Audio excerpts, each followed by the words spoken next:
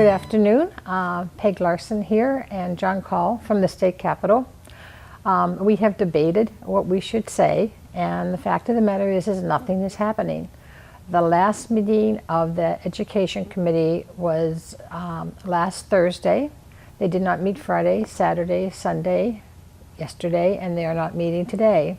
Today, though, the House leaders and the Senate leaders are getting together with the governor. They were supposed to get together at 1, but the speaker was on the floor at 1, so I imagine he was a late addition to the meeting. And every time they talk about different sticking points. For the House, it's last in, first out in education. And overall, Senator Bach has said that he must have a tax increase for the transportation bill. And I guess the governor agrees with him, but also wants his early childhood funding to go through. But there really is nothing exciting going on here today. Any committee that seems to have a House chair that has the gavel today is not meeting. A couple meetings were canceled. So it looks like maybe the strategy is to hold off until they have targets. And I know all of us are anxiously holding our breath, hoping that they have targets after they get done meeting today. They met last night until 7:30. I guess they were supposed to come back at 9, and the governor canceled that one. And there have been other meetings, but none of them have been productive at this point in time. Getting awfully close to the end of session.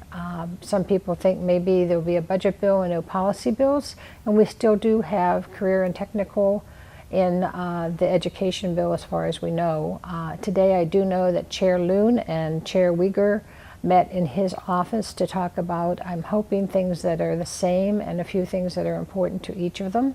I know career and technical is very important to the Senate as it is to us, and I don't know the outcome of those discussions, but something tells me that they may have like Plan 1, Plan 2, Plan 3 kind of ready to go with maybe a little tweaking once they get their targets. I do know the governor and Bach and I think the speaker at least are talking about 2% on the formula.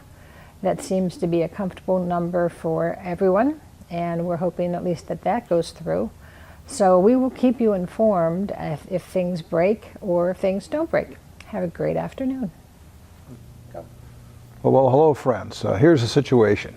There's 6 days left before the constitutional deadline, and both sides are digging in. The governor has moved back, apparently, to a more adamant stand about universal pre-K.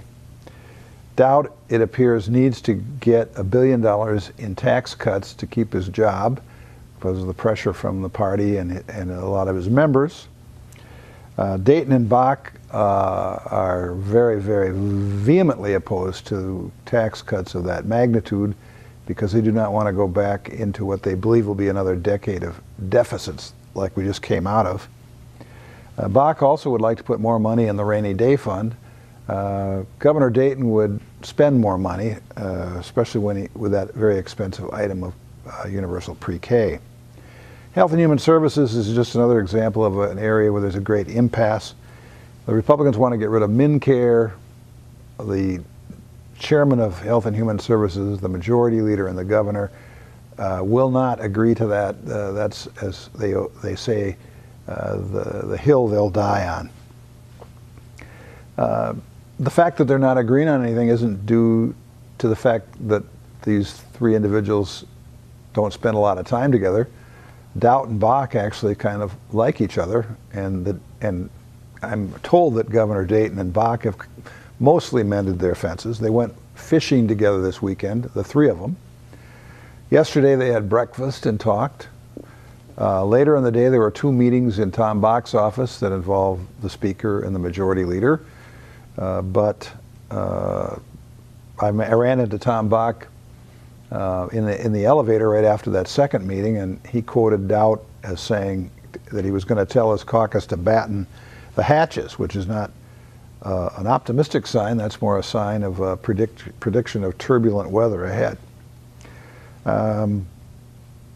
I do not see how they can pull it off.